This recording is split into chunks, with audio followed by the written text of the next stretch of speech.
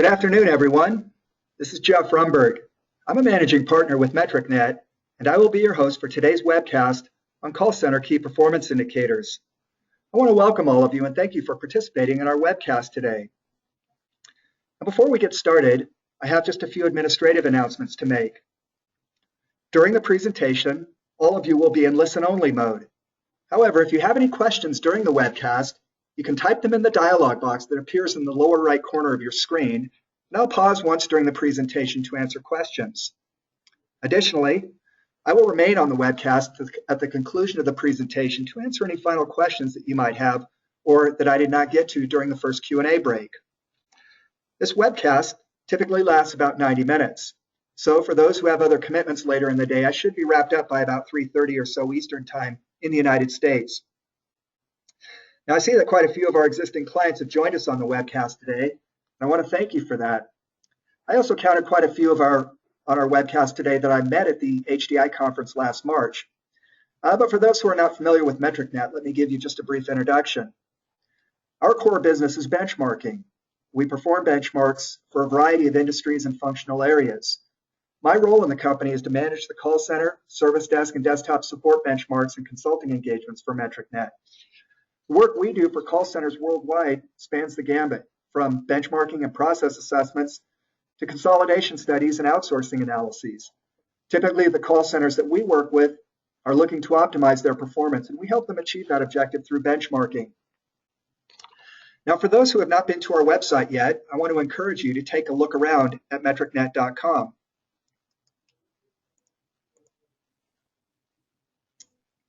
One of the unique features of the website is that we offer a free membership that gives you unlimited access to all of our online content. This includes our metric of the month, our webcast recordings, our white papers, and presentations. All you have to do is complete a short form, and you'll be enrolled as a free premium member. And thereafter, each time you go to our website, you can go directly to our resource library to access all of our online content absolutely free of charge. Now, since the question of how to benchmark comes up in every webcast we conduct, I'll preempt that question right now and give you just a brief overview of MetricNet's benchmarking lineup. There are three ways you can complete a benchmark with MetricNet. First, there are peer group benchmarks that compare your call center, service desk, or desktop support performance to that of a unique peer group. These are our custom benchmarks, and they're very comprehensive in scope. Secondly, if you're only interested in industry benchmarking data, you can download an industry benchmarking report directly from our website. Just go to MetricNet.com, go to the upper navigation bar and click the shop button, and you will see our industry benchmarks that are available for download.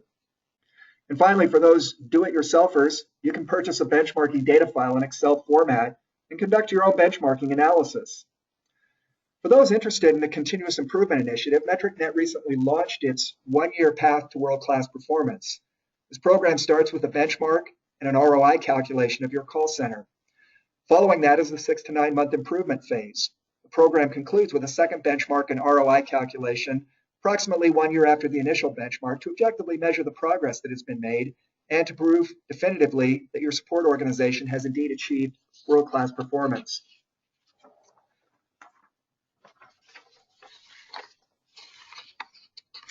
Now, regardless of how or when you choose to benchmark your organization, I want to encourage all of you to connect with MetricNet on social media. We're active on all of the major social media sites. We put out a steady stream of posts, tweets, articles, discussions, and presentations that are designed to enrich the community of call center professionals and to provide you with tools, insights, and information that you can use to enhance your professional careers. For those who'd like to follow us on Twitter during the webcast, use hashtag MetricNetLive to participate in the webcast and share your thoughts, key points, questions, or just to follow along. Now, one final point before we get started, and this is particularly important for those who wish to receive a copy of today's presentation. When you exit the webcast, a brief survey will pop up on your screen. Please be aware that only those who complete the survey will receive a copy of the presentation. This survey provides us with valuable feedback on the webcast. It's only 3 questions long, and it takes about 15 seconds to complete. So if you do us a favor and answer that survey at the end of the webcast, I'd be very grateful to you. And in return for that courtesy, I'll send you a copy of today's presentation. Okay, let's go ahead and get started. We've got 4 items on our agenda for the day. We're going to start with what I call the customer contact imperative. This talks about the role, the strategic role that the call center now plays in many organizations, and the fact that the call center can become a source of competitive advantage and a way to differentiate your company's services and products from those of the competition. Spend a few minutes on that before I get into a real quick overview of our research methodology. I know that sounds boring, but the fact is I want you to understand that everything you see and hear today is empirical in nature. There's nothing hypothetical, there's nothing theoretical, there's nothing academic about what I'll be presenting today. It is simply based on more than 3,000 call center benchmarks that MetricNet has completed over the last number of years. But within 10 minutes or so, I'm going to get into the real meat of today's webcast, which is a model for key performance indicator best practices that looks at how you measure your performance in a call center, how you use those measures diagnostically and prescriptively, and then ultimately act on those performance indicators, those KPIs, in order to drive a higher level of performance within your call center. Finally, I'm going to wrap up with what I call a call to action with some pointers on how you can immediately act on some of the insights that you have gained here today to see nearly immediate improvements in your call center environment.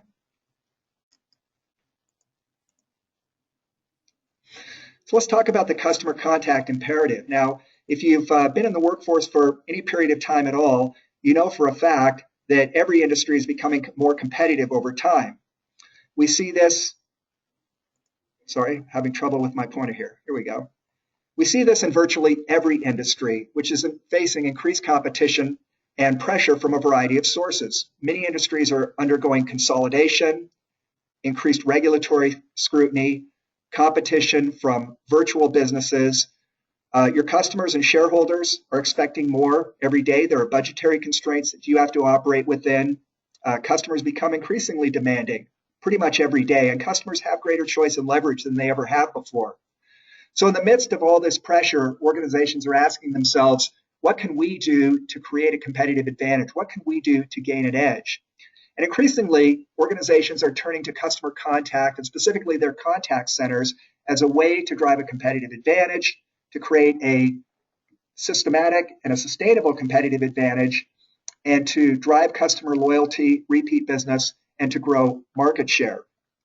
Now, if you think about it, when you contact some of your suppliers, for example, a retail bank, an insurance company, your credit card company, your mortgage company, or whatever it might be, on average, those big consumer companies that you deal with on a regular basis, pay bills to every month or at least a few times a year, on average, you're only speaking to those companies for about 7 to 22 minutes. That's not very much time when you think about how most of them offer 24/7 service. 24 hours a day times 365 days a year gets you to 8,760 hours.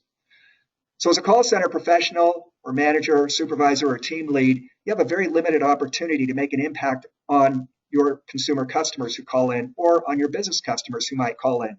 Think about that. 8,000, nearly 9,000 hours per year that you're open and offering service, yet you only have contact with an individual customer anywhere from 7 to 22 minutes per year. This is a high leverage opportunity. It's a moment of truth opportunity. You can either build loyalty or destroy loyalty. You can either create a competitive advantage or do just the opposite. You can either grow your market share and your revenue here, or you can lose market share and revenue here. And our webcast today, as much as anything, is about how you drive value at this interface and how you build a competitive advantage at this interface so that you do increase customer loyalty, market share, and ultimately build revenue and build a competitive advantage at this interface. Now, there's a fundamental shift that has gone on in the call center industry over the last 3 to 5 years. Historically, the call center was viewed as nothing more than a support function. We've even had customers tell us that they saw their call center as a necessary evil. In other words, we've got all those pesky customers out there, and we don't want them bothering our salespeople, our engineers, our R&D people, our marketing people. So we're going to put up this call center, and they will become a shield between us and the customers. In other words, they're there to absorb all the questions that those customers might have. But increasingly, what we're seeing is a very different model. But let me finish talking about this old model. Historically, the call center was viewed as a supplement to traditional brick and mortar facilities. The goal was to merely meet customer expectations, and the goal was customer satisfaction. But in the new paradigm, which is emerged in the last 3 to 5 years, the call center is increasingly being viewed as a source of value creation. It's a way to differentiate your company's products and services. It's viewed increasingly as a replacement for traditional brick and mortar facilities. And the goal oftentimes is not to react to the customer, but rather to stay ahead of customer needs and expectations, and ultimately to create customer enthusiasm, that is customer loyalty. They want to do business with you, and to differentiate your company's products and services from those of the competition.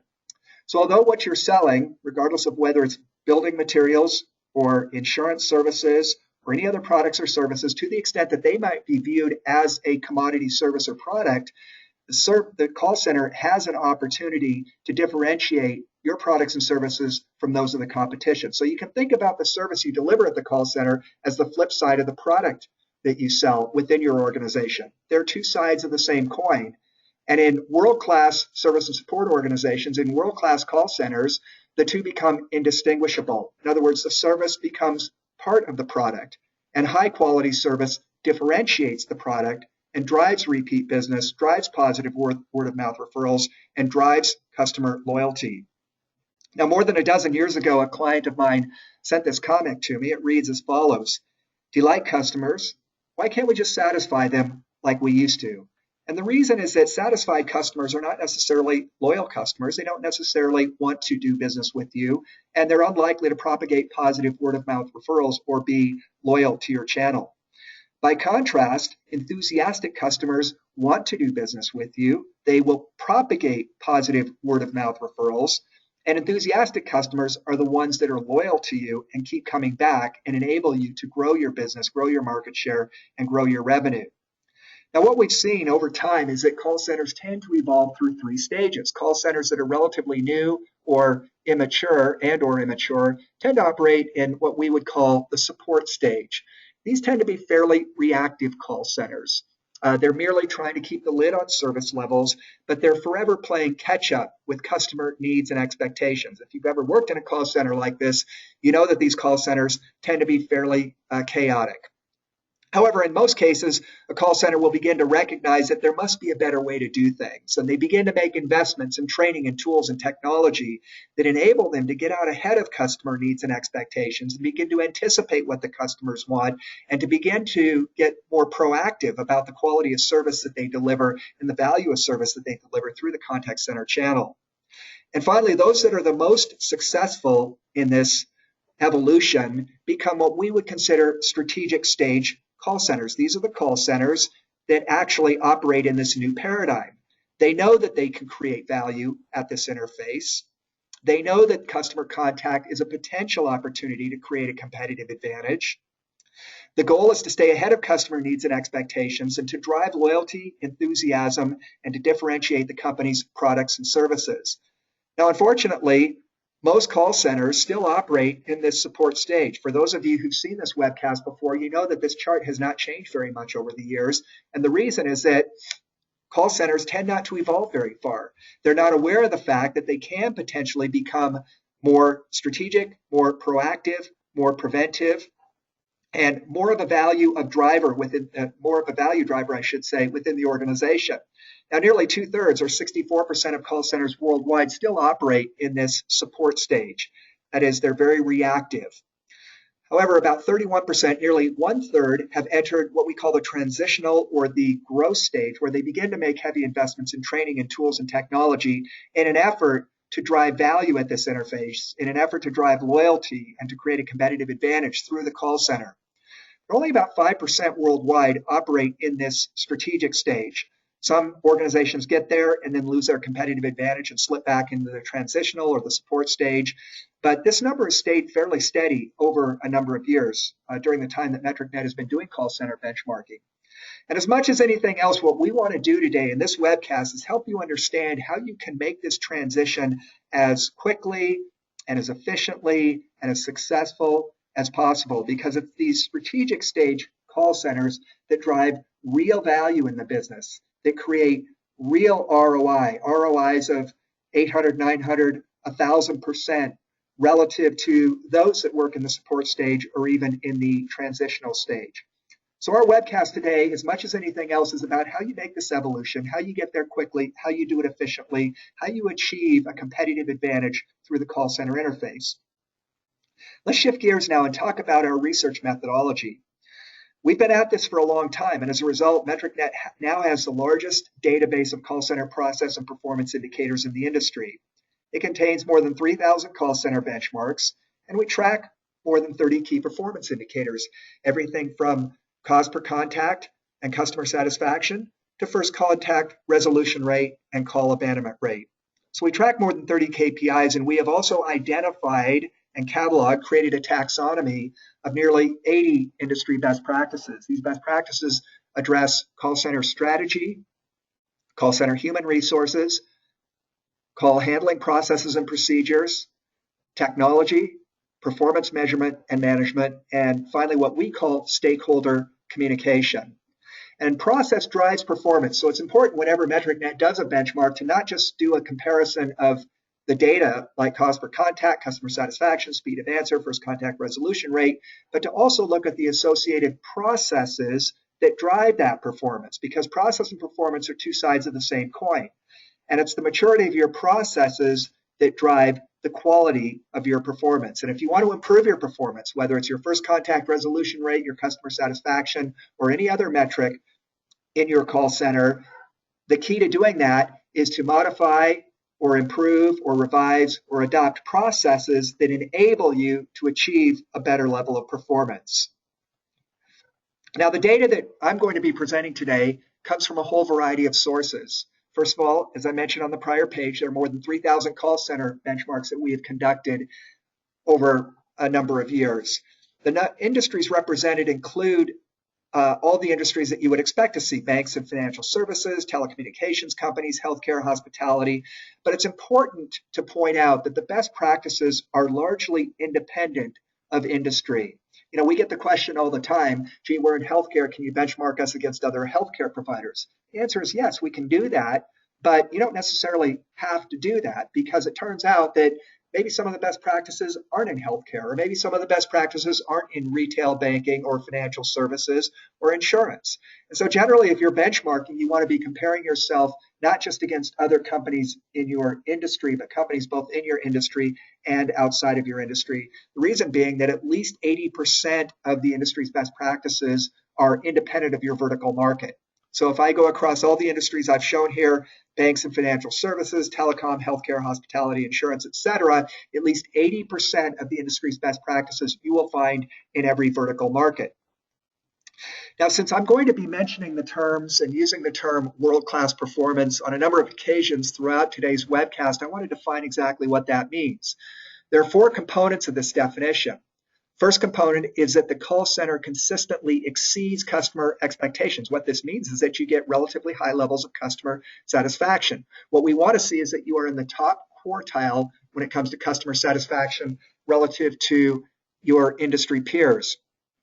Secondly, you're managing business value at or above industry average levels. And what this means is that your cost per contact is kept below average. And if you're a revenue generating contact center, that the revenue you generated on a per agent basis is higher than the industry average, whether you're in debt collections or telemarketing and telesales. So you're driving a high level of business value, you have high quality, and you're also following industry best practices.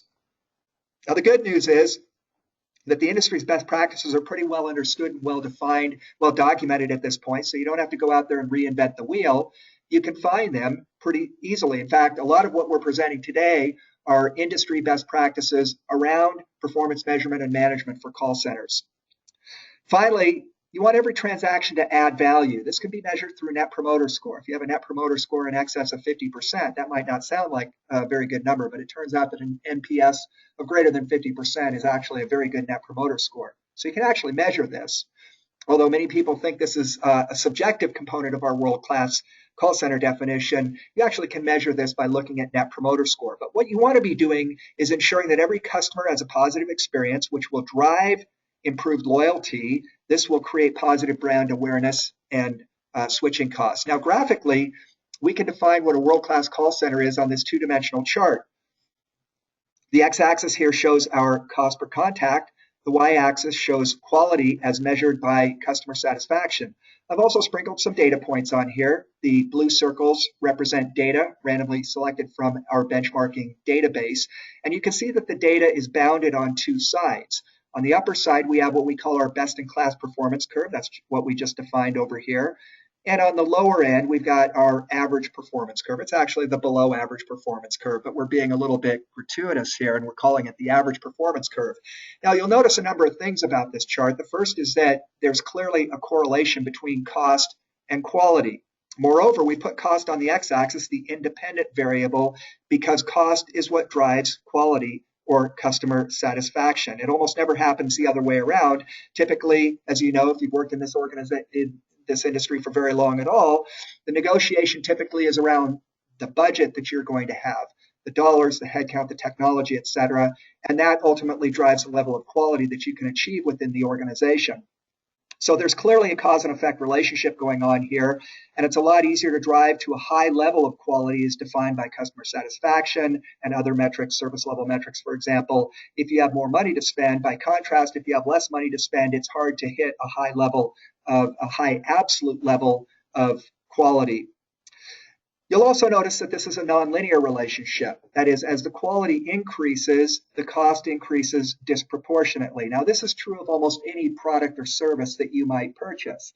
There's diminishing returns associated with just about everything, whether it's purchasing a car, a house, a seat on a plane, traveling across the country, whatever it might be, there is diminishing returns associated with almost any product or service. And as the quality increases, the cost increases disproportionately. One implication of that is that it doesn't make sense to spend too much money on quality, because you'll end up here in the flat part of this curve where you will be increasing your cost fairly dramatically and not seeing much of an improvement in the quality of service that you deliver. And if you're in that position, one of the good things to note is that you can cut your costs fairly dramatically without impacting your quality much at all. By contrast, if you're down here in the lower left, there's an opportunity to improve your quality quite a bit without increasing your cost very much.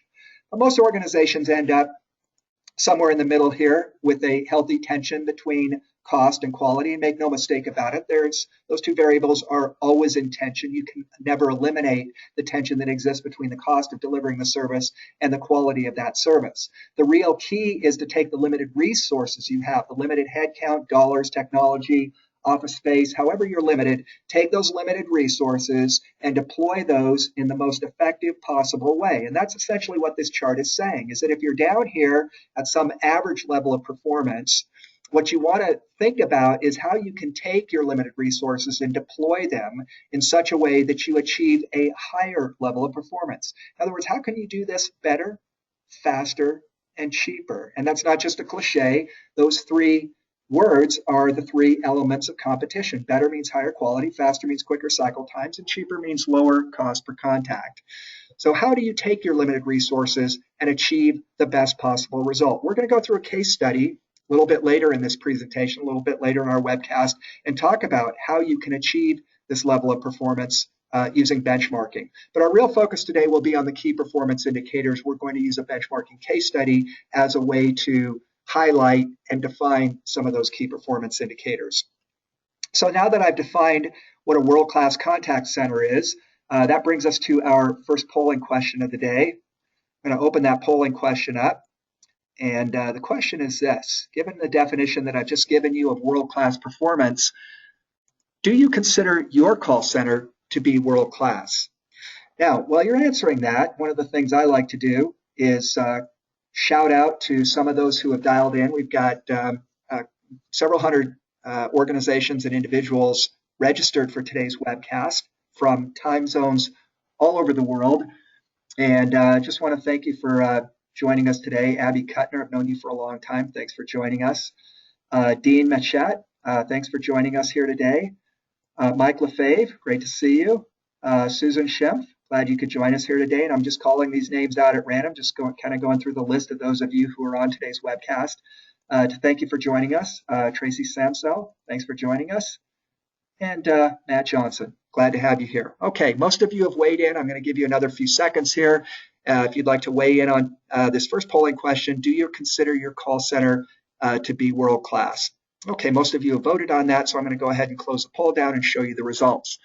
Okay, about a third, 32%, do consider your call centers to be world-class. Congratulations. Another 61%, roughly twice as many as said yes, have said no, they don't consider themselves to be world-class. And then another 7% not applicable, either because you're not working in a call center or perhaps you're an outsourcer and you don't have a specific call center that you can refer to. Let me just offer some words of encouragement for those of you that indicate that you don't believe you're world-class at this point. Achieving world-class performance in a call center doesn't have to take a lot of time. It doesn't have to cost a lot of money. There's no secret knowledge hidden away somewhere that you have to know about in order to achieve world-class performance in your call center. The path to achieving world-class performance is pretty well lit. It's pretty straightforward. It's well documented. And again, it doesn't have to take a lot of time and it doesn't have to cost a lot of money. But one of the central success factors or key success factors in achieving world-class performance is, in fact, to have an effective performance measurement and management discipline. And that's why we have a webcast on call center key performance indicators. We call it Unleashing the Enormous Power of Call Center KPIs, because once you do mature your metrics around call center performance measurement and management, you can use those metrics diagnostically and prescriptively to rapidly close any gap that exists between your call center and a world-class call center. So that's why we focus on metrics in this particular webcast, is because we believe that performance measurement and management is one of the key success factors, specifically mature performance measurement and management is one of the key success factors in achieving world-class performance. Okay, I'm going to go ahead and close that poll down, and we're going to move on now in our discussion of call center key performance indicators. Now, you've probably all heard this expression before. If you're not measuring it, you're not managing it. There are variations on this theme. What gets measured gets treasured, as an example. But despite this pithy expression, there really is a lot more to the story. There's a whole lot more. Most call centers collect a lot of data. And they do this because most data collection in call center environments is automated. You can track the number of chats, the number of emails, your ACD or your IVR will track contact volume, handle time, hold time, wait time, and a whole lot of other metrics. After call work time as an example, abandonment rate. There are a lot of technology tools out there that can help you automate the collection of data in a call center environment. And for that reason, there's an abundance of data in most call centers. Unfortunately, what there's not an abundance of is analysis of that data. And if you're not spending much time evaluating and analyzing data, you're not going to get much insight out of it. And if you don't get much insight out of the data that you're collecting, you can't expect to take intelligent management actions that enable you to improve your performance over time. And so we want to rectify that situation. Historically, this is illustrated as follows. Lots of emphasis on performance measurement, not nearly as much emphasis on the evaluation of those metrics, even less time spent on action planning, and then finally, very little time at all spent actually acting on those metrics. But metrics are kind of useless unless you're acting on them, unless you're using them to inform intelligent management actions within the call center.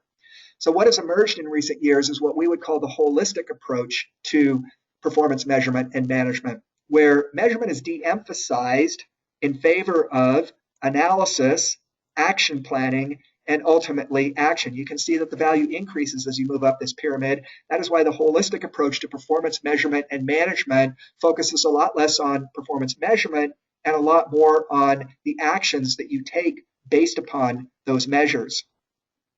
So that brings us to our central question of today's webcast, which is, how can we turn call center key performance indicators into a competitive advantage? I mentioned earlier, better, faster, cheaper, the three components of a competitive advantage, meaning higher quality, quicker cycle times, and lower costs. This is what we want to answer today.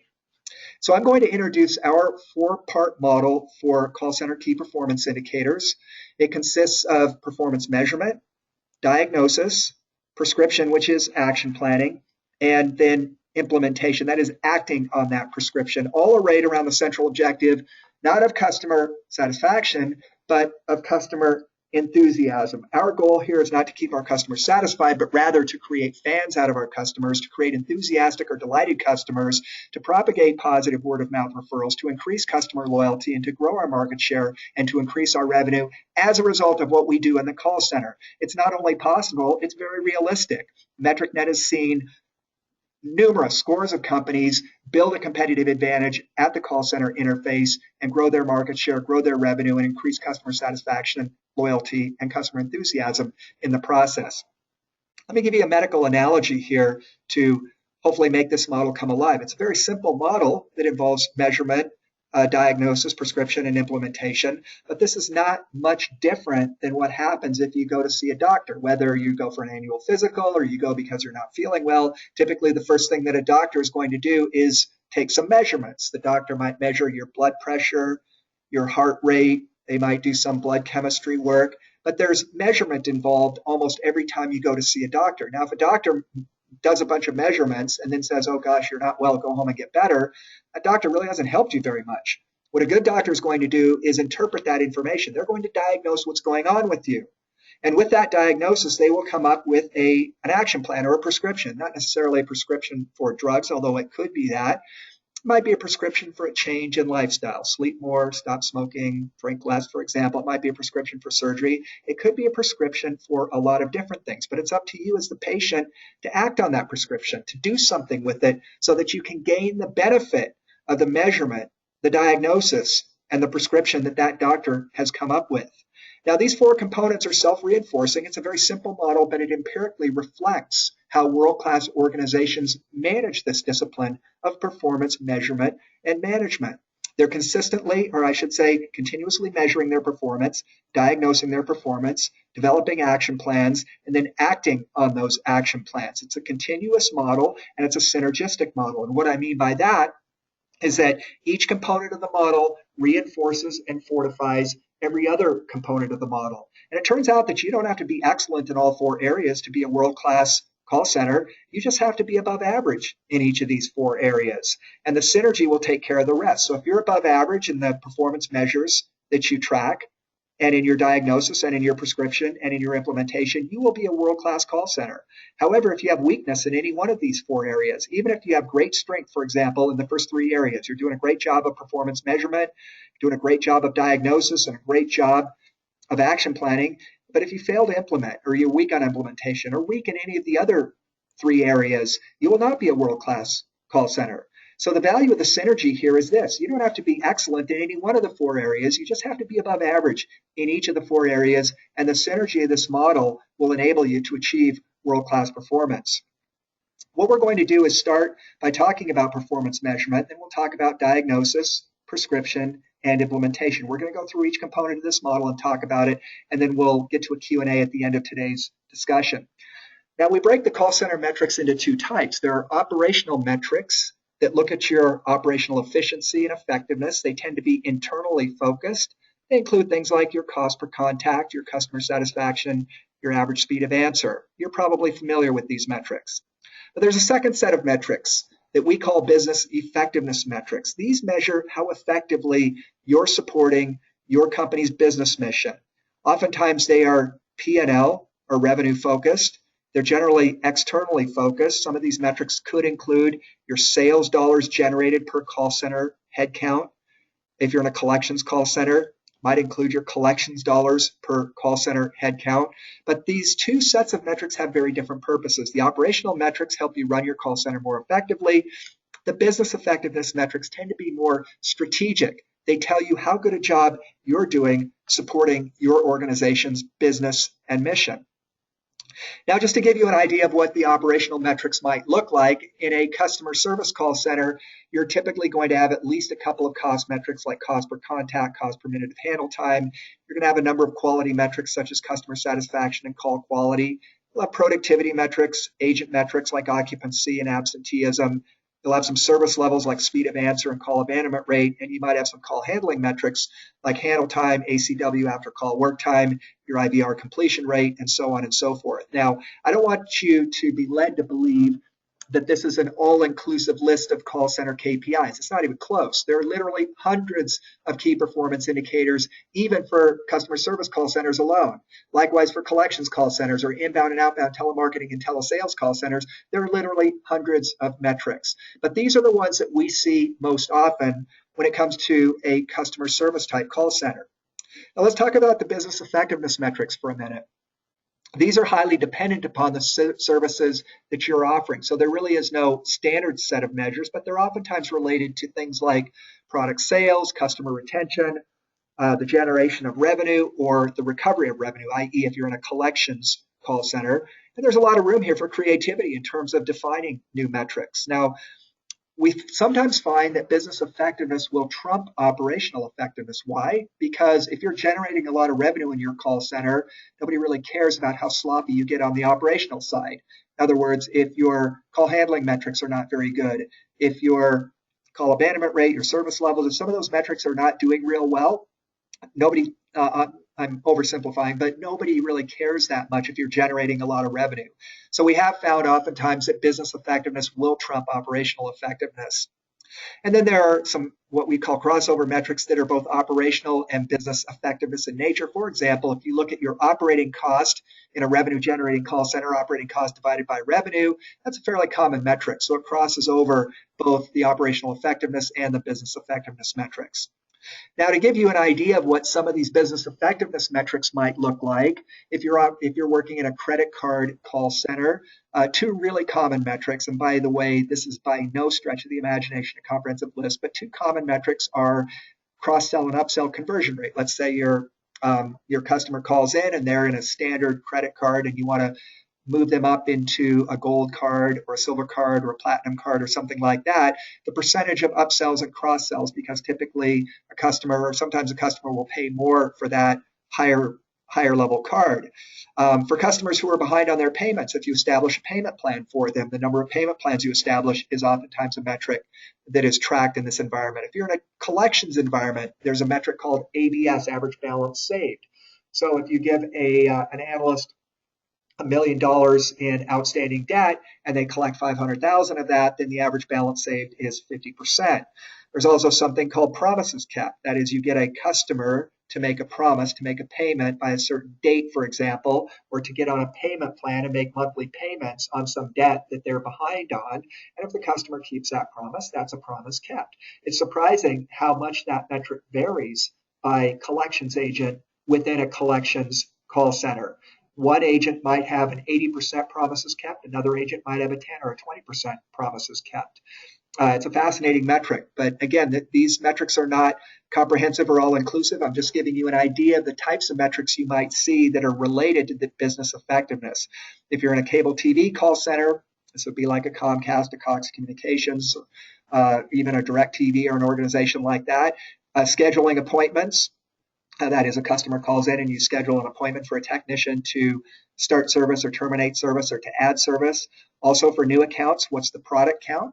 You get a customer to call in and they just want basic cable, and by the time the call is done, you've sold them on the sports channel and home box office and a bunch of other services. By the time you're done, you've got 3 or 4 products in their particular package. That product count has increased during that particular call. So product count for new accounts is not an unusual metric to track in this environment. So again, a lot of creativity is useful here and quite common to find in tech support. If you're doing support for service, if you're doing service desk type support, for example, your first level resolution rate, percent escalated, level 1 resolvable is a fairly common metric. So these business effectiveness metrics look at how effectively your call center is supporting the mission of the business. Let's get back to the operational metrics and drill down on these in a little bit more detail. First point I want to make about these operational metrics is that less is more. There really is an 80-20 rule when it comes to these operational metrics. And the ones that really count are shown here on page 32. And by the way, this example is for a customer service call center. The first 2 metrics are what we call the foundation metrics. We've got cost per contact and customer satisfaction. Those are kind of the yin and yang of the call center. Cost is a measure of efficiency. Customer satisfaction is a measure of effectiveness, and they are in constant tension. There's no way to have the highest customer satisfaction and the lowest cost in the industry. It just doesn't work that way. There's always a trade-off involved between the cost of service delivery and the customer satisfaction that you get from that service delivery.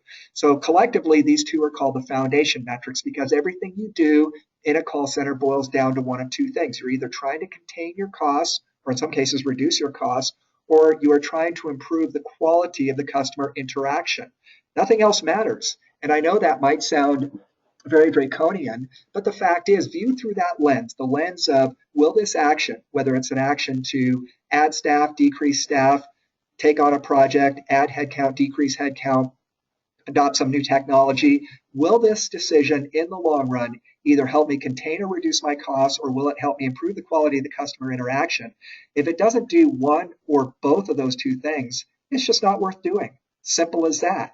So viewed through that lens, cost and quality, that greatly simplifies management decision-making in a call center environment.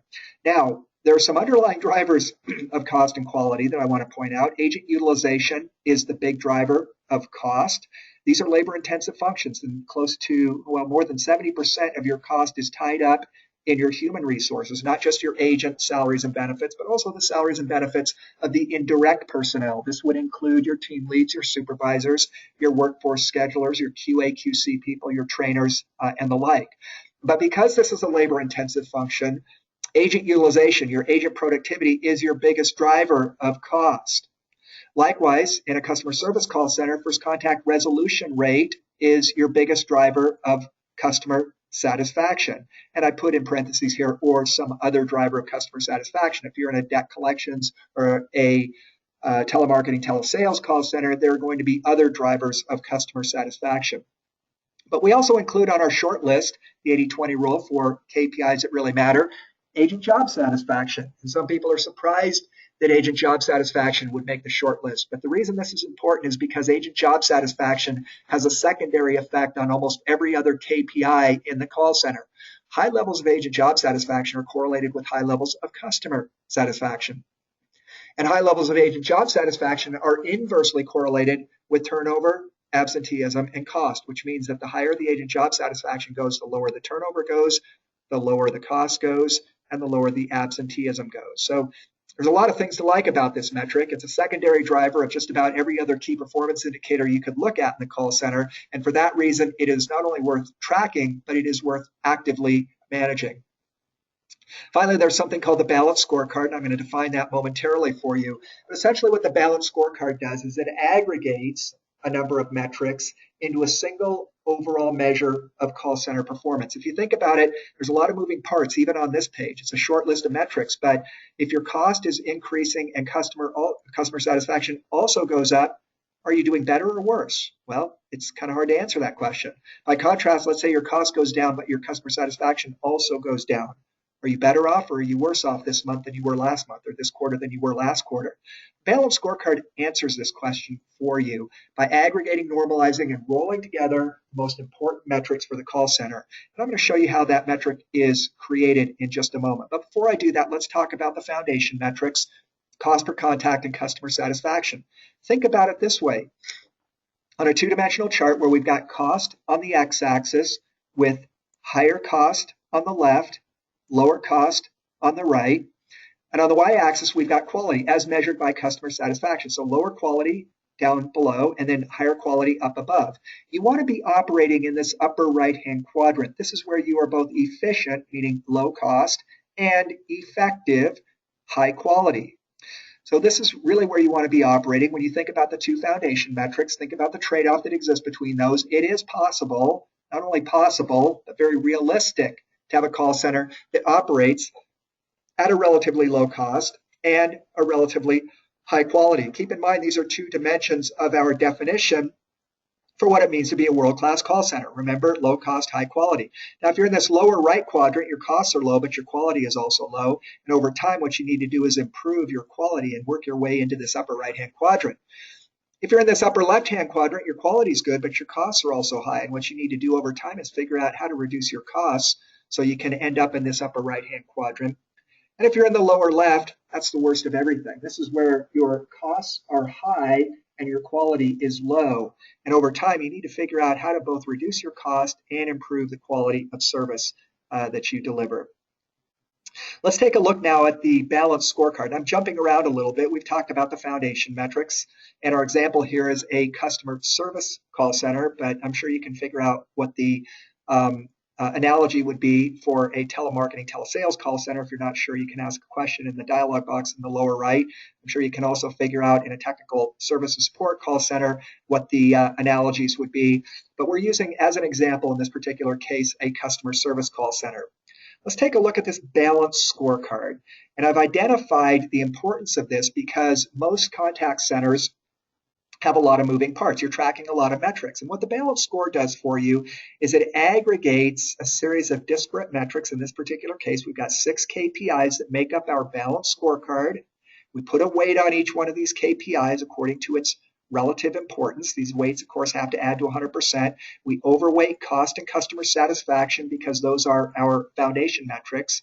And then for a representative benchmarking peer group, what you want to do is show what the worst case performer is and the best case performer is. Now, these worst case and best case numbers will differ depending upon the type of call center you're operating. In a pure customer service call center, these numbers will look different than they look in a technical support call center. In a revenue generating call center, collections, for example, you might have different metrics and you're going to have different ranges on some of this data. So I don't want to lead you to believe that these worst case, best case numbers here are cast in stone. Far from it. In fact, what you need to do when you create your balanced scorecard is ensure that you have a reasonable range here for the worst case and best case for each metric that is in your balanced scorecard. Ideally, these metrics should come from a call center benchmark. If not, then what you want to do is ask yourself for each metric in your scorecard, what is the worst possible performance you could ever expect to see in your call center, and what is the best possible performance you could ever expect to see? That's a way that you can populate these two columns, third and fourth columns from the left, although it's not the ideal situation. Ideally, as I mentioned, what you want to do is conduct a benchmark and find out who the worst and the best performers are and what those performance levels are. What you then do is put your actual performance in this third column from the right. This would be your actual data. And then you calculate a metric score using this interpolation formula down here. The interpolation formula says you look at the worst case, you subtract your actual performance. That becomes the numerator of the ratio. And you divide that by the range, which is the worst case minus the best case. And this percentage here tells you how far along the path you are from the worst case to the best case. So a high number, as we've got down here for agent job satisfaction at 74%, tells me that you're much closer to the high end of the range than you are to the worst end of the range. By contrast, a low scores we've got here on customer satisfaction at 73.2% says that we are much closer to the worst end of the spectrum than we are to the best end of the spectrum.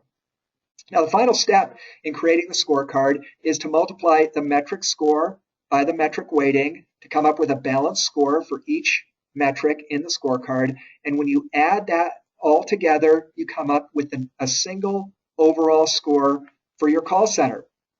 And that score can be used to compare yourself to other call centers inside and outside of your industry. The orange bar here represents the call center score that we just calculated on the balance score on the prior page.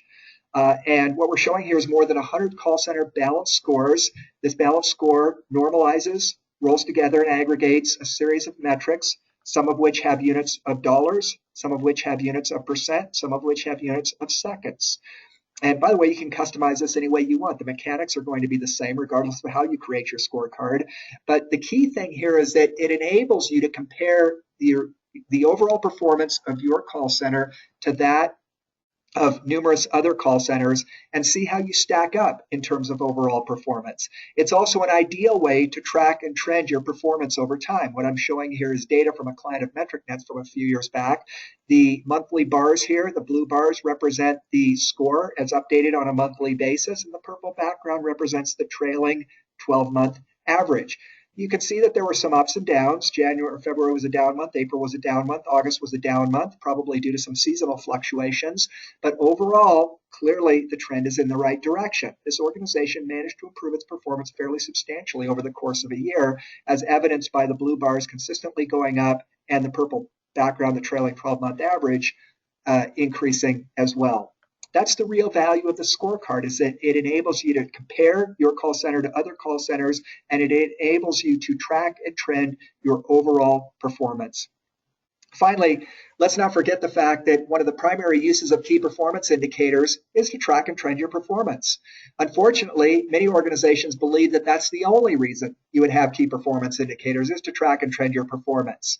Well, that's really about 5% of the total value of KPIs. The rest of the value is tied up in your ability to prescribe and then act on those key performance indicators. So the diagnostic capabilities, the prescription or the action planning capabilities, and the action itself that comes out of KPIs, key performance indicators, are far more valuable than the measurement by itself. But I don't want to forget the importance of that piece of it, tracking and trending your performance over time. Not only that, but posting your performance in an obvious location, not just for those in the call center to see, but for anybody who happens to walk by the call center. You want them to see that you're willing to be held accountable and responsible for your performance. So posting your performance in an obvious location where everyone can see it is an industry best practice. Let's shift gears now. We talked about performance measurement, the fact that less is more. Really all you need is 6 key performance indicators and a balanced score to effectively track and trend and manage your performance in a customer service call center. Let's talk about diagnostic. That is, once we have our metrics, what are we going to do with them? Now, we've already talked about cost per contact, customer satisfaction, the foundation metrics. We talked about the balanced score. So right now, what we're going to do is use a benchmarking case study to talk about agent utilization, first contact resolution rate, and agent job satisfaction. Now, most of you are probably familiar with benchmarking. In fact, I know many of you have done benchmarks with MetricNet, so this will be a little bit of review for you. But benchmarking involves comparing your call center performance to that of a benchmarking peer group. So you compare things like your cost per contact, your customer satisfaction, your first contact resolution rate, etc. The more important piece of benchmarking is this: understanding when there's a performance gap, how the best performers in your peer group achieve a lower cost, a higher customer satisfaction, a higher collections rate, a lower abandonment rate, a lower speed of answer, for example. Because if you understand how the better performers in your benchmarking peer group achieve that level of performance, you can act on that insight. You can selectively emulate what they do. You can adopt and adapt those practices into your own organization to build upon those proven best practices. You see, given enough time, any call center can achieve world-class performance. The question is, how long is it going to take you? Is it going to take you months or years? I would submit to you that benchmarking is the quickest, most efficient way to build a competitive advantage and achieve world-class performance in your call center. Because benchmarking says you don't have to improve incrementally through trial and error, which is, by the way, how most improvement initiatives operate. You can leapfrog ahead of that. You can bypass all the incrementalism associated with trial and error improvement and improve your performance not at an evolutionary pace, but at a revolutionary pace. That's the real power of benchmarking. Now, I showed this chart earlier, cost versus quality, quality measured by customer satisfaction, cost measured by cost per contact. What benchmarking allows you to do is move from some optimized level of performance to a world-class level of performance. You can move the needle in 2 dimensions, cost and quality. So benchmarking identifies inefficiencies that would allow you to reduce your cost, and it identifies opportunities to improve the quality of the customer interaction. That's the real power of benchmarking. They say there's no free lunch, and strictly speaking, when you're talking about physics and the second law of thermodynamics, that is true. But when it comes to processes, real-world processes, there are almost always inefficiencies. And unless you are optimized, benchmarking will help you eliminate those inefficiencies. So benchmarking allows you to do things better, faster, cheaper, reduce the cost of service delivery, and improve the quality of that service delivery. That's the real value of benchmarking. You don't have to improve your performance incrementally through trial and error. You can achieve this migration in a relatively short period of time by building upon the industry's proven best practices. Now that brings us to our second set of polling questions for the day. And as you can imagine, these questions have to do with benchmarking. And so our second polling question of the day is this: have you benchmarked your call center within the past year? And while you're answering that question, I just want to shout out to a few more people. Wayne Barakat, thanks for joining us. Great to see you here. Hope things are going well for you. Many of you have become clients and personal friends of MetricNet and mine personally over the years, so it's great to see you on today's webcast. Anna Ramon, thanks for joining us. Debbie Lemire, thanks for joining us. Paul Raskin, glad you could join us here today. Sebastian Mustiel, glad you could be on today's webcast. Tim McCarthy, glad you could join us. Todd Imus, great to see you here. Okay, almost 80% of you have weighed in on this. I want to give you just another few seconds to answer the question, have you benchmarked your call center within the past year? Okay, let me go ahead and close that and share the results with you. 20% of you have benchmarked your call center performance within the past year. Another 66% have not, and then 14% answer not applicable. Again, because you're with an outsourcer or because you're not directly affiliated with a call center, perhaps you're a consultant or an industry analyst. Before I comment on this, which by the way, it's a fairly typical result, 2/3 have not benchmarked within the last year, 20% have benchmarked within the last year. That's a fairly typical result. Before I comment on that, let me ask the follow-on question, which is this. The follow-on question is, do you plan to benchmark your call center in the future? And there's 5 choices here. Yes, we're planning to benchmark within the next 90 days. Yes, within the next 6 months. We're planning to benchmark within the next year, or no plans to benchmark at this time. And then, of course, the not applicable answer, which shows up on every one of the questions in these polls. So the first question was, have you benchmarked in the past year? This question, the follow-up question, is, do you plan to benchmark in the future? And then I'll have some commentary on that first question, have you benchmarked within the past year? Okay, we've got about 70% participation rate so far. Please weigh in on this question if you haven't voted yet. And then I'll close up the poll and show you what the results look like. Okay, another few seconds here. If you haven't voted, please do so. Alrighty, let's go ahead and close that poll down, share the results with you. Okay, 17% of those that are on the webcast today are planning to benchmark within the next 90 days. Another 12% of you are planning to benchmark within the next 6 months. And another 30% of you are planning to benchmark within the next year. Now, if I add that up, 17 and 12 is 29 plus 30, 59% of you, almost 2/3, are planning to benchmark your performance within the next year. 27% have no plans to benchmark at this time. Recall in the prior poll that 20% of you had benchmarked within the past year. I would like to think that those same 20% are at least part of the 27% that are not planning to benchmark at this time. That's what I would like to think. I don't know how true that is. But for those of you who have not yet benchmarked and are planning to benchmark, the 59% of you here that have answered yes within the next year or the next 6 months or the next 90 days, I want to offer some words of encouragement. And those words are as follows. Benchmarking is a pretty straightforward process. It doesn't have to take a lot of time. It doesn't have to cost a lot of money, but it is by far one of the best investments of time and money that you can make. There is a virtual one-to-one correspondence between organizations that benchmark their performance on a regular basis and those call centers that are, in fact, world-class. Now, some call centers are world-class because of benchmarking. That is, they use benchmarking to improve their performance, and they eventually became world-class. Others became world-class through trial and error, and they use benchmarking to sustain that level of performance. So the obvious chicken or egg question, which we always get is, well, are great call centers great because of benchmarking, or do they sustain that performance through benchmarking? Well, the answer is a little bit of both. Some organizations got to be world-class because they were benchmarking, and others got to be world-class through trial and error and eventually learned about benchmarking and managed to sustain that level of performance through benchmarking.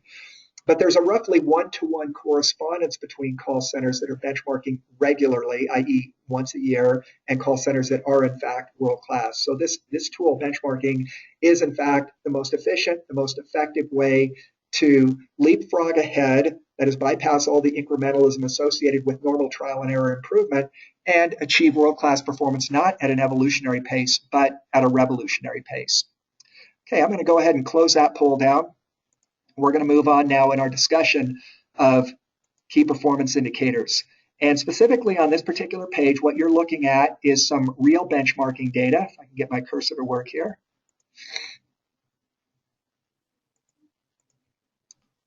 Okay. We're looking at real benchmarking data. Oh, gosh, it's not cooperating, is it? Give me a minute here to see if I can figure out what's happening. Trying to get my cursor.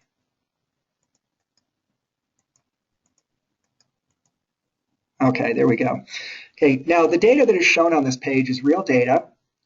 It's real benchmarking data from a technical support call center. So it is a call center, but it's a particular type of call center. Some would call it a help desk or a service desk. Now, I want to caution you, even though this is live data, to be careful about comparing your own call center performance to the data that you see here, because one of the key success factors in effective benchmarking is to select a peer group that is most like your own organization. It's got to be comparable in scope and scale and complexity and geography. Otherwise, you don't get a fair comparison. So with that caveat, that disclaimer aside, let's take a look at some of the metrics here. First thing I always look at is the foundation metrics. The cost per contact here is $28, the peer group cost per contact. And by the way, there are about 50 other service desks, call centers in this particular benchmark. $28 cost per contact versus the peer group at $23.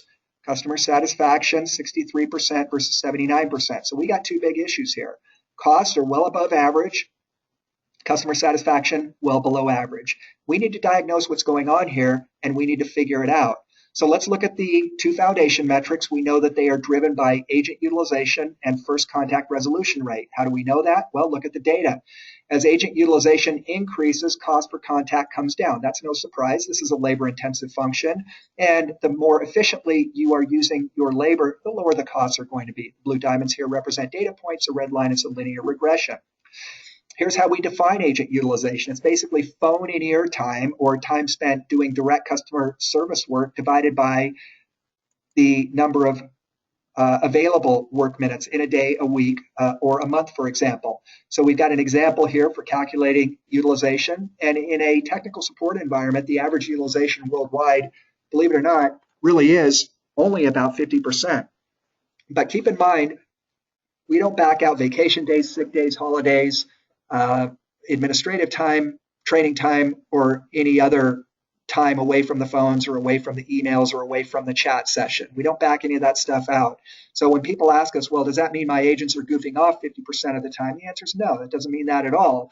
But it does mean that we have not adjusted for all the time that they do spend away from customer-facing roles for training, for administration, for holidays, vacation days, sick days, and the like. But I've included the formula here in case you want to calculate your own agent utilization. Here's the data on FCR, first contact resolution rate. As the number increases, so too does customer satisfaction. The slope here is about 1-to-1, meaning every 1 percentage point increase in FCR produces a 1 percentage point increase in customer satisfaction. On utilization, the slope is about 1-to-2, which means that it takes a 2 percentage point improvement in utilization to yield a 1 percentage point decrease in cost per contact. The reason is that your agents typically make up your agent costs, that is, typically make up about half of your total cost. Agent salaries and benefits make up about half your total cost. If you look at all personnel within the call center, including your indirect personnel, they make up about 70% of your total cost. But since agents make up about half your cost, it takes a 2 percentage point improvement in utilization to reduce your cost per contact by about 1 percentage point. Let's look at how service levels impact agent utilization. So we're slowly building a cause and effect diagram here for the most important key performance indicators in the call center. If we look at speed of answer versus cost per contact, as you go to more aggressive speeds of answer, the cost goes up. Why? Well, if you've ever worked in workforce scheduling, or even if you haven't, I think it's probably pretty common sense that as you get to a quicker and quicker speed of answer, you need to staff up in order to answer the phones quickly. But it does reduce your utilization. So as you'll see momentarily, it also increases your cost. So a lower speed of answer does not come without a price. Costs do go up as your ASA goes down. Same thing is true with call abandonment rate. As the call abandonment rate gets lower and lower and lower, your cost goes up, again, because you have to staff up. The blue diamonds are data points, the red line is a linear regression. But here's the kicker, and here's kind of the punchline in this, is that too often in this industry, people assume that low speeds of answer and low call abandonment rate for a customer service call center drive customer satisfaction, but that's not really true. If we look at ASA versus customer satisfaction, we see that there's really not much impact as long as your ASA is less than 10% of your handle time. Now, that might seem like an odd way to measure ASA.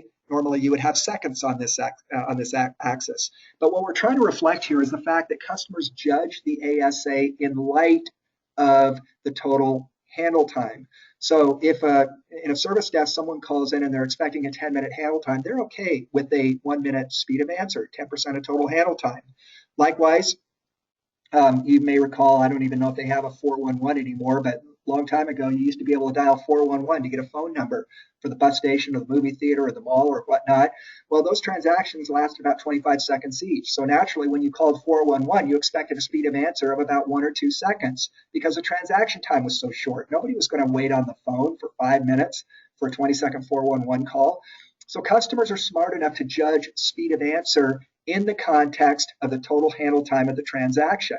And generally, if your ASA is 10% or less of your speed of answer, you're going to be fine. However, it doesn't make sense to get too aggressive because you gain nothing on customer satisfaction. Look how flat this curve is. What happens, though, is that your costs go up. And so this suggests that there's a sweet spot when it comes to ASA. That's right around 8 to 10% of your total handle time. Now, if you get too egregious, your customer satisfaction will start to drop off. You can see that here. If your ASA as a percentage of total handle time increases to 12, 14, 15%, you will see a drop off in customer satisfaction. So you have to be careful of that. Likewise for call abandonment rate. If you're under 10% or 8%, you're probably fine. However, if you get too egregious here and your abandonment rate increases too much, the customer satisfaction starts to drop off. So again, this suggests that there is a sweet spot where you can minimize cost without sacrificing much on your service levels. So you're going to be looking for an ASA of around 8% of your total handle time and an abandonment rate somewhere in the range of 7 to 8%. Now, a lot of you might think that's heresy. You might be after a 10-second ASA or a 20-second ASA and a 2% call abandonment rate. Well, in a customer service environment, it probably doesn't make sense to do that. In a sales environment, it does make a difference because you may lose a sale if a customer abandons a call.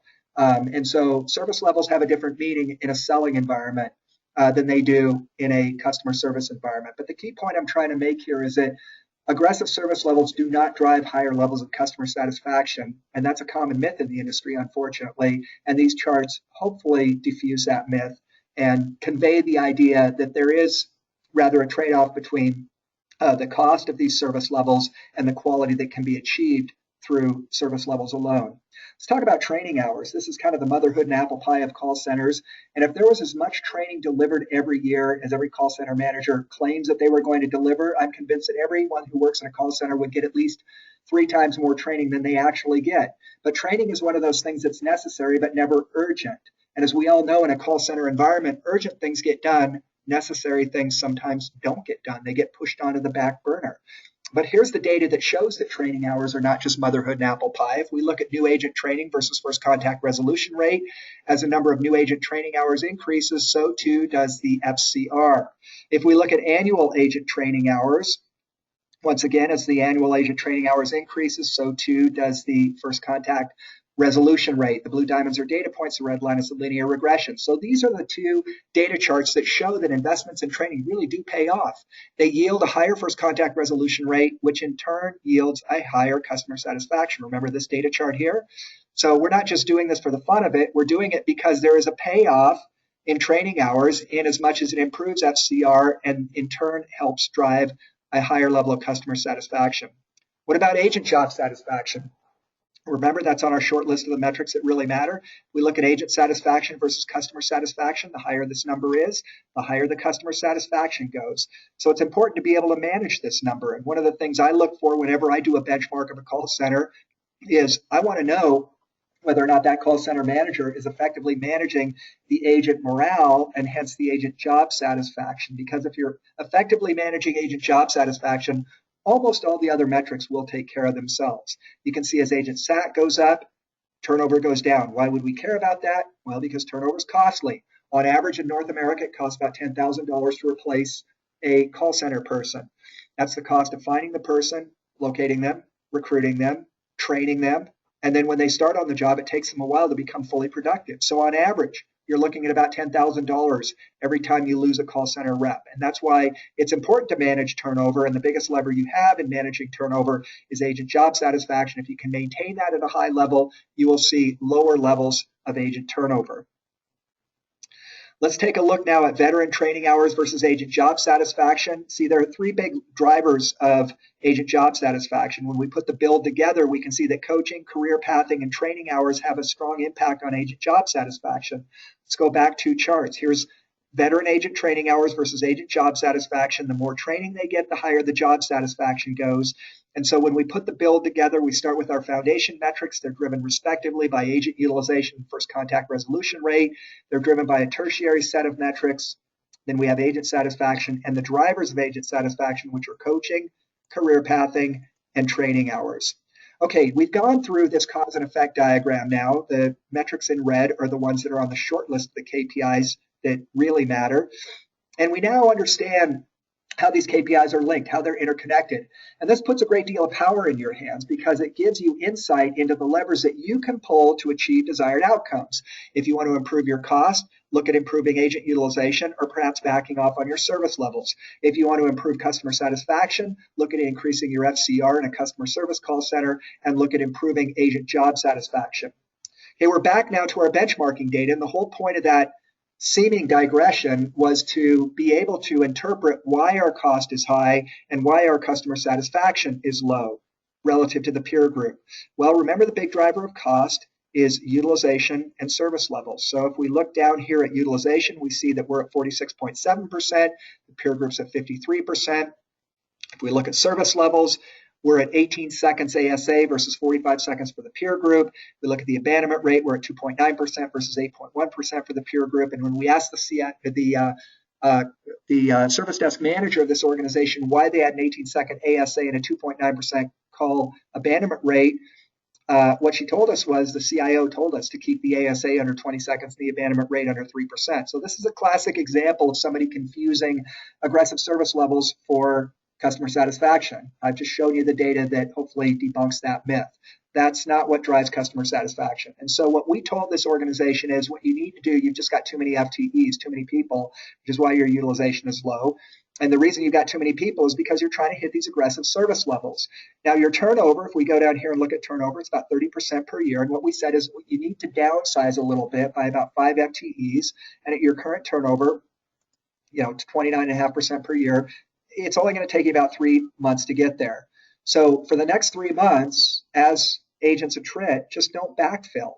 And what's going to happen is that your headcount will go down, your utilization will go up, but your ASA will also go up. Don't be alarmed when that happens. And your abandonment rate will go up as well. Don't be alarmed when that happens. But what you get in return is a higher utilization and a lower cost per contact. And that's exactly what happened.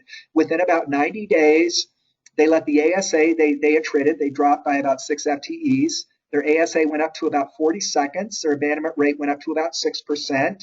Their utilization was at 55%, and their cost per contact went down to $21.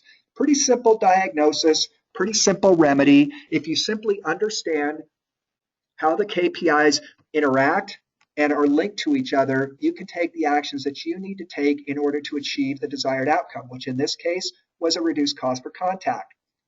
Hey, what about customer satisfaction? We're at 63% versus 79% for the peer group. Remember, the big driver here is FCR, or one of the big drivers, and an underlying driver would be training hours, which improves your FCR. So let's look at first contact resolution rate. It's 51.3% versus 71% for the peer group. So clearly, we've got an issue here. This is your big driver of customer sat. The reason it's low is because the first contact resolution rate is low. Let's look at the training hours. New agents get 36 training hours versus almost 80 hours for the peer group. On an annual basis, agents are getting 12 hours of training versus 34 hours for the peer group. There's our smoking gun. They're not investing enough in training their agents. And what they need to do is spend more time training them, and specifically training them what we call goal-based training, meaning you focus on a specific goal, in this case, your first contact resolution rate. And by investing more in new agent training as well as ongoing agent training, they bumped this number for new agents. After they got through this attrition period, they bumped this number to 80 hours, and they bumped this number to 40 hours. That is the annual training to 40 hours. And again, within a relatively short period of time, took them about 6 months, they were able to improve their FCR to 75%, get ahead of the peer group, and their customer satisfaction followed along quite nicely. They got to about 82 or 83% customer satisfaction. So you can see here that the diagnosis is pretty straightforward if you understand how these KPIs are interconnected and interrelated. If you understand this linkage, you can pull certain levers, that is, you can affect certain KPIs that you have control over, and that will drive improvements in the foundation metrics of cost per contact and customer satisfaction. I want to show you just a couple of other correlations, and then we'll move into the next section of our best practices model. There's a wage rate paradox that I'll show on this page and the next page. If you look at compensation annually in a collections environment, and then you look at the ABS as a percentage of the total outstanding debt, you can see that as you increase the compensation for those agents, the ABS, the average balance saved, increases. So if I've got a choice of hiring an agent at $30,000 a year that's going to collect about 60% of the outstanding debt, or paying $40,000 a year for an agent that's going to collect 70% of the outstanding debt, that's an easy decision. All I have to do is pay $10,000 a year more, and that agent's going to collect not just an extra $10,000, they're going to increase their collections rate by 10%. And if they're like most collections agents managing a couple $1 million in outstanding debt per year, that extra $10,000 that I pay that agent could return hundreds of thousands of dollars in more effective collections. So there's a wage rate paradox here, whereby as you increase compensation, you actually get better value. That is, you reduce your ratio of cost to revenue produced. You get better value. Now, if we look at annual compensation versus a metric like operating cost divided by revenue, that is, you take the cost of your revenue generating call center divided by the revenue, you can see that as you increase the salary, this ratio goes down. It's not because the operating cost goes down, it's because the revenue goes up. So as the revenue goes up, this curve goes down. Again, the wage rate paradox. If we look at incentive dollars in an environment where agents get incentives for every referral, for example, if you're in an insurance company or you're in a financial services company and you refer a customer service customer over to underwriting or over to a sales department where they can sell some additional products, you can see that the number of monthly leads referred will increase as the incentive dollars increase. And finally, if we look at incentive compensation as a percentage of total compensation versus number of unit sales, now these unit sales will differ depending on your industry. In this particular case, we're talking about an insurance company and we're talking about policies that are sold. If incentive compensation as a percentage of total increases, the number of policies sold will also go up. Blue diamonds are data points, red line is a linear regression. So incentive compensation is strongly linked to sales consultant productivity. Okay, I'm going to skip this Q&A because I want to get through the rest of our best practices session, and I will stay on the line as long as necessary at the conclusion of our webcast to answer any questions that you have typed in or do want to type in at the conclusion of the webcast. Let's talk now about the action planning. This is pretty straightforward. The next this and the next three charts are what I would call cheat sheets. We've got performance measurement, human resources, call handling, and then technology. And you'll recognize this order: people, process, technology, and then underlying that, underpinning it, is performance measurement and management, because you can't do much with people, process, and technology unless you have a strong performance measurement and management discipline. Now, what these cheat sheets do is they enable you to look at certain best practices and how they affect different key performance indicators. So in the upper right-hand corner, what I've got is a list of affected KPIs. And then I've listed some of the more common key performance indicators. I'm using human resources as an example here. Now, this is not an all-inclusive list of best practices for human resource management, but it's some of the better known best practices around recruitment and training and career pathing and retention and coaching and feedback. And essentially what this says is that if you, through a benchmark or some other process, identify a gap in your first contact resolution rate, these cells here will tell you where the cause and effect relationships lie. A white cell at the intersection of the affected KPI and the best practice is an indication that there's no cause and effect relationship. A light blue cell is an indication that there is a weak cause and effect relationship between the best practice and the affected KPI. And a dark blue cell indicates that there is a strong cause and effect relationship between the affected KPI and the industry best practice. So if you identify a gap, say example in first contact resolution rate, we see a dark blue cell here on training. Well, that's not a surprise. If you offer more training, you can probably improve your first contact resolution rate, particularly if it's goal-based training. For call quality, we see down here that things like coaching and feedback can dramatically improve call quality. We also see that on something like first contact resolution rate, just the mere fact that you create a performance standard can improve your first contact resolution rate. So that is how you would use this set of charts as a diagnostic for any gap that you identify. What is the remedial best practice related to human resources or call handling or technology that you would implement, or performance measurement and management that you would implement in order to close that gap? That is how you interpret these particular charts. We also use a set of charts like this at MetricNet when we're trying to close a gap, whether it's a cost gap or a quality gap. We put together, this is just a real simple tool. We have a KPI like customer satisfaction, and our target is 90%. We know that FCR is a big driver. We know that call quality is a driver. Handle time can sometimes be a driver of customer satisfaction. And soft skills, that is your customer service skills, will sometimes or almost always a driver of your customer satisfaction. So we put together little charts like this to help us understand what can our clients do, what best practice can they implement and execute in order to close a performance gap on customer satisfaction. So we have a series of charts like this for cost, customer satisfaction, agent utilization, first contact resolution rate, and agent job satisfaction. It's just a real simple tool that can be used to identify ways that you can close a performance gap in any one of those metrics, all of which, by the way, appear on the short list of the metrics that really matter. I'm going to skip a few slides here because I want to make sure that we finish on time. I do want to point out, however, that we've got an example here of a sales effectiveness scorecard. We also have an example of what the chart of that scorecard would look like. Now, mechanically, this is identical to the customer service call center scorecard. It's just for a sales call center. And then we've shown the cause and effect relationships between things like sales rep job satisfaction. They're also driven by career path training hours and coaching, but also by incentive compensation, which drives their effectiveness, which drives things like the amount, their dollar amount of sales each month, the number of policies or units they sell each month, the average size of the sale, percentage contacts yielding a sale, and the number of units sold per salesperson per month. Let's talk now about implementation, the final part of our four-part model. We've talked about measurement, less is more. We talked about diagnosis. In a word, benchmarking. You should be doing that at least annually to determine how you're performing relative to others in and outside of your industry. Prescription, pretty straightforward. Once you've done the diagnosis, the action items that you need to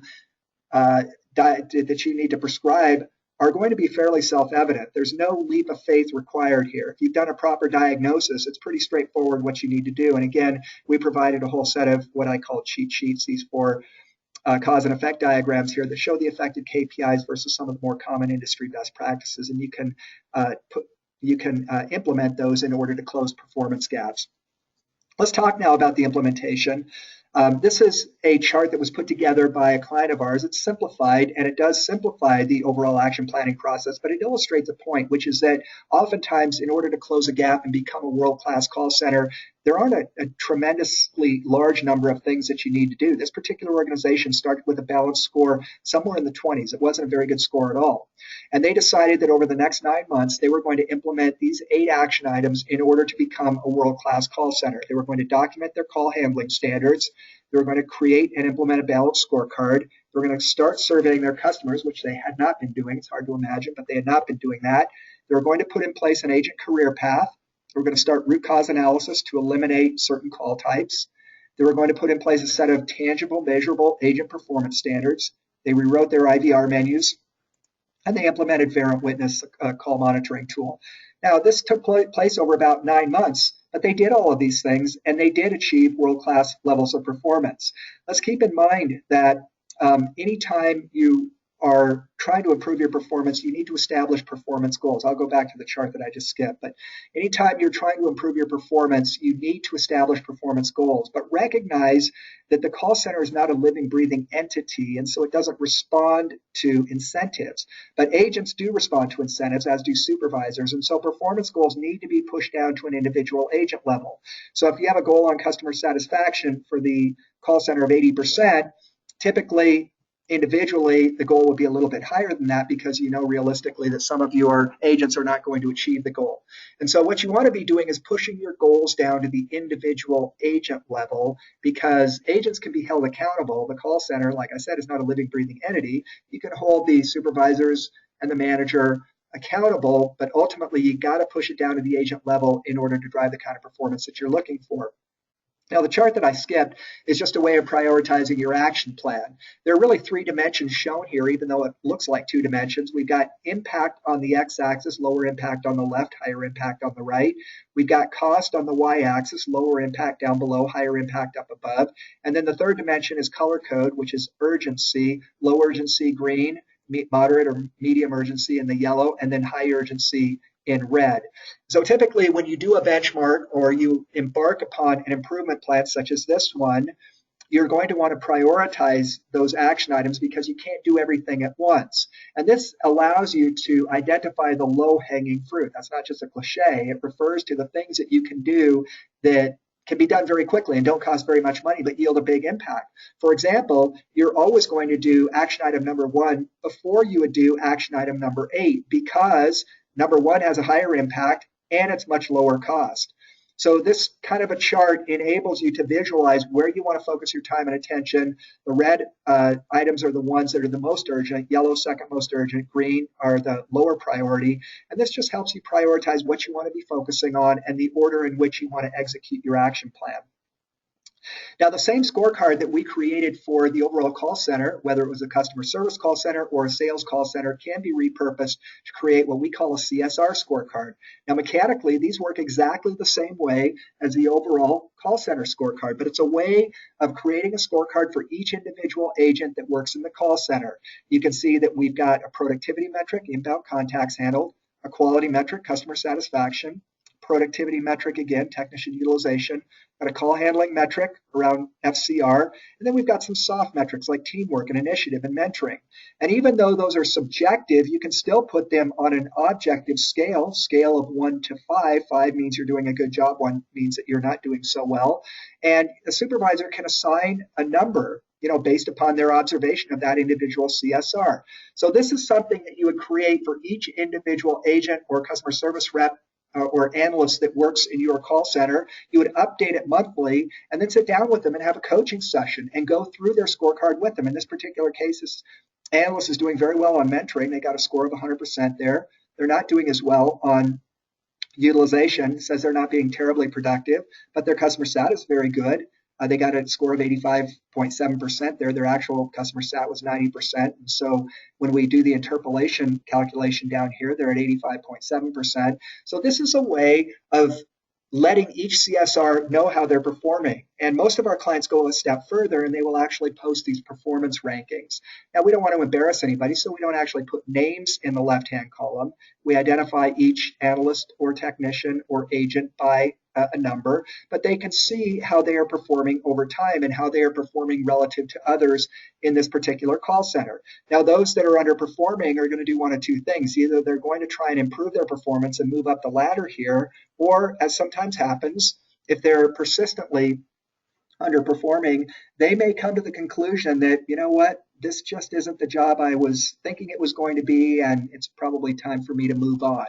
And that's not necessarily a bad thing. If a technician or an agent or an analyst decides that, this just isn't the right fit for them and they do move on, whether it's to another position within the company or to leave the company altogether, that is not necessarily a bad thing.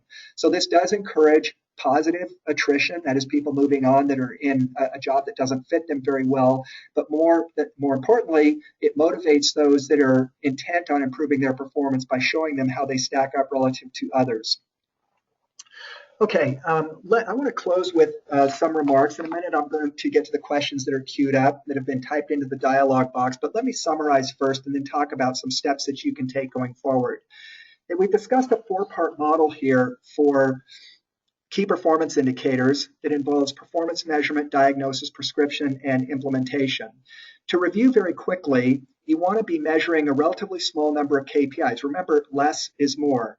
Make a distinction between the operational measures, which gives you a view of how you're managing your call center, and the business effectiveness measures, which are oftentimes revenue related, give you a view of how you're supporting the enterprise. Make sure you develop a balanced scorecard because that's your one single measure that tells you overall how you're performing and enables you to compare to others in and outside of your industry. Secondly, for diagnosis, single word here, benchmark your performance against an appropriate peer group. This is critically important. You want a peer group that looks like you in terms of scope and scale and complexity and geography. You can use the key performance indicators we've defined in here. look for performance gaps, and then ascertain what drives those performance gaps. Because the diagnosis is all about determining how you can improve your performance. And the only way to do that is to understand what drives the negative performance gaps. Once you've done that, you can put together a simple action plan based on the gap analysis and the call center best practices. You don't necessarily have to hit a home run on your action plan. Look for the low-hanging fruit, do what's realistic in the near term, but you should expect results. Every action should either reduce your cost or improve your customer satisfaction or enhance your revenue or some combination of those three things. If it doesn't do at least one of those three things, you've missed the boat. Every action has to do one of those three things or some combination of those three things: cost reduction, improve customer satisfaction, or greater revenue generation. And then implement your plan. You want to build buy-in right up front. You want to assign ownership and accountability, which means that some individual or group of individuals has to be responsible for making the action plan happen. You want to establish performance goals so that you know when you've achieved success with your action plan. Watch your progress over time, but you should expect positive, measurable results. If you don't get those, something has gone wrong somewhere. So performance measurement in the call center should be viewed as a holistic discipline. It goes well beyond just tracking and trending. It produces actionable insights. Now, in the near term, and by that I mean next 6 or 8 weeks, if you follow the suggestions in this webcast, you should see some improved performance. But ultimately, the reason you're doing this is to become a world-class call center. And effective performance measurement and management is probably the single most important success factor in becoming a world-class call center. The key to getting results is to take action. If you were around in the 1990s, you may recall a famous ad campaign by Nike called Just Do It. And that's what we're referring to here. You have to take action on these key performance indicators. So I'm going to give you some suggestions here as to how you can take advantage of the insights that you've gained. There are a number of things you can do almost immediately to leverage some of the insights that you have gained here today. First, I want to encourage you to take a look around our website at MetricNet.com. One of the unique features of our website is that we offer a free premium membership that gives you unlimited access to all of our online content. I'd also suggest that you connect with us on social media, where we put out a steady stream of information that call center professionals may find useful. In the copy of the presentation itself, I've provided links to all of our social media pages and groups. Don't forget to register for our upcoming webcasts. These are always free of charge. Later this month, I'll be speaking on the role of IT leadership in service and support. This is based on an article I wrote for CIO Magazine a couple of years ago. Next month, we'll be going through service desk best practices. In September, we're going to be going through the results of our 2015 benchmarks in service and support, meaning desktop support and the service desk. And then in October, we're going to be talking about something called the Zen of support, which is how to view service and support and how to drive value in service and support. Don't forget to register for our webcasts, and also feel free to browse through our resource library on MetricNet's website, where you'll find a number of white papers, presentations, and magazine articles on call center and service desk benchmarking and industry best practices. And for those interested in benchmarking, we offer 3 different alternatives depending upon the level of granularity you need in your benchmarking data and your budgetary constraints. And for those interested in a continuous improvement initiative, MetricNet offers the 1-year path to world-class performance. Now, you can reach MetricNet at this phone number in the United States, 703-992-7559. You can also email us at info@metricnet.com. You'll also find plenty of forms on our website that you can fill out if you want to reach us. Now, for those who have time to stay on for a few more minutes, I'll be answering any questions that you typed in during the webcast. For those who must exit the webcast at this time, I want to thank you for attending the session. I do hope you found it to be informative and insightful. Please remember to complete the brief survey that pops up when you exit the webcast. This is a requirement if you wish to receive a copy of today's presentation. So thank you once again. Let's take a look at the questions we have.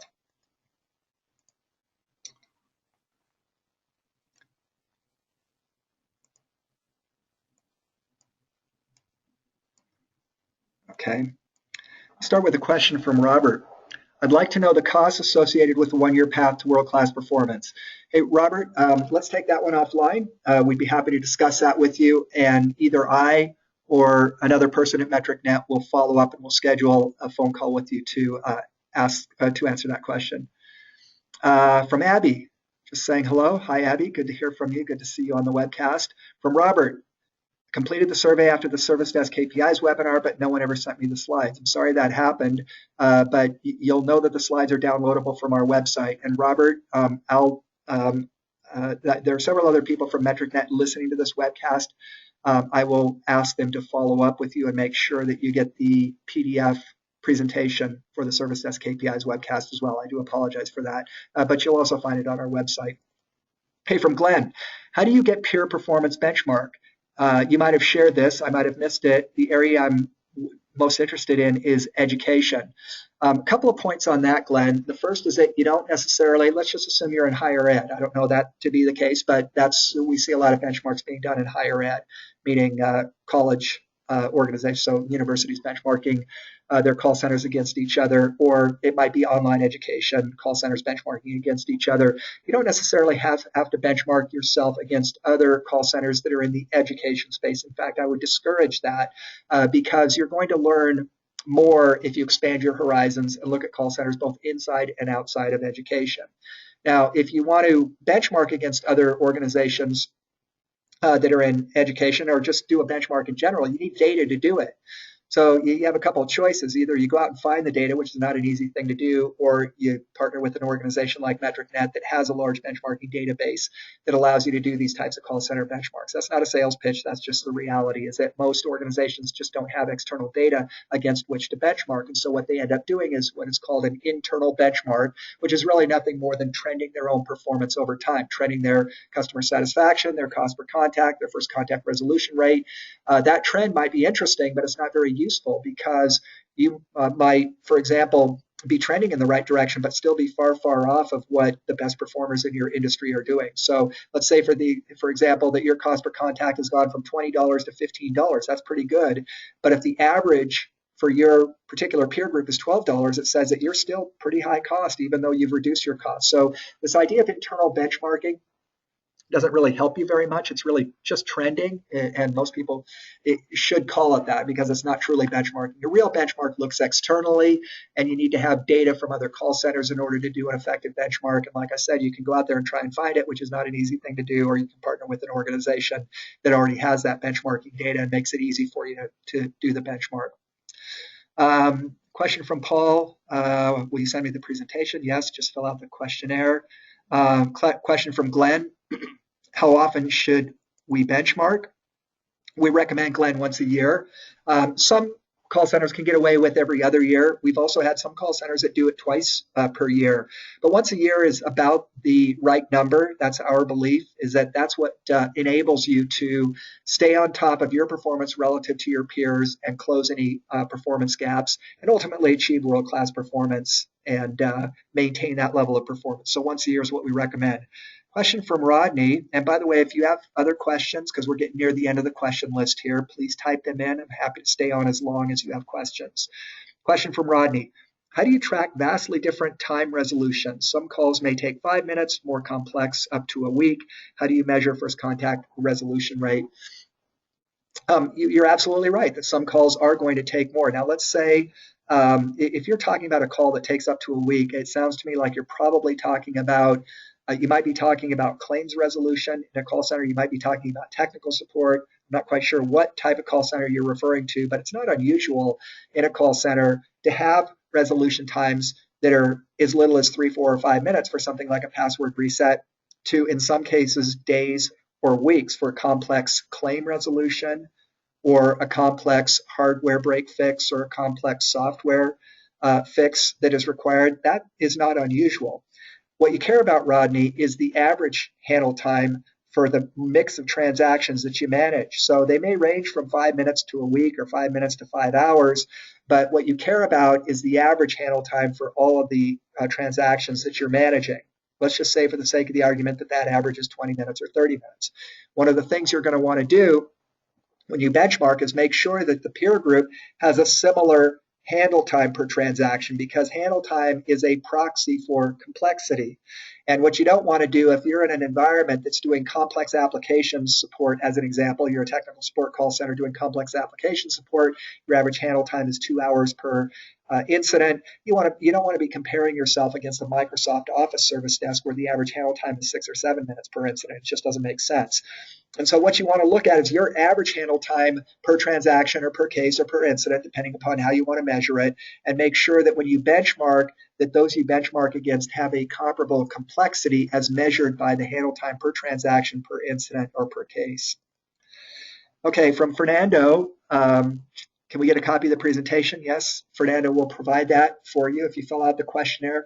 When you exit GoToWebinar, a questionnaire should pop up. It's a questionnaire that we use to evaluate our effectiveness on these webcasts. All you have to do is fill out that questionnaire, and then we'll send you a PDF of today's presentation. Okay, from Rodney, just elaborating on the types of calls. Rodney's in an environment where they do medical software and technical support. Yeah, okay, so that software, it could be for doctors' offices, it could be for inventory management. There's a lot of different software that is used in the medical industry, of course.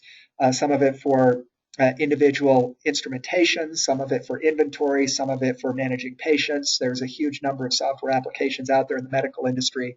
And I can understand how the handle times might vary from 5 minutes to multiple weeks, although multiple weeks scares me a little bit because my suspicion is that when you have a ticket that's open that long, you probably put it in a suspend state part of that time. For example, if you have a big piece of MRI equipment that has to go in for servicing, you're going to suspend that ticket for some period of time while it's in for servicing. You may not leave that ticket open the entire time. So when you're talking about medical software technical support, it is a complex environment, and you will have tickets that take only 2, 3, 4 minutes to resolve, and you will have some that take days or even weeks. And so once again, what you're going to want to do here is look at your average handle time per ticket, per case, per incident, or per service request, and compare your organization to a peer group of similar organizations. As it turns out, in the medical software industry, there's lots and lots of companies out there. There's lots and lots of data out there, and there are lots of call centers that you can compare yourself to, medical technical support call centers that you can compare yourself to if you're interested in benchmarking that.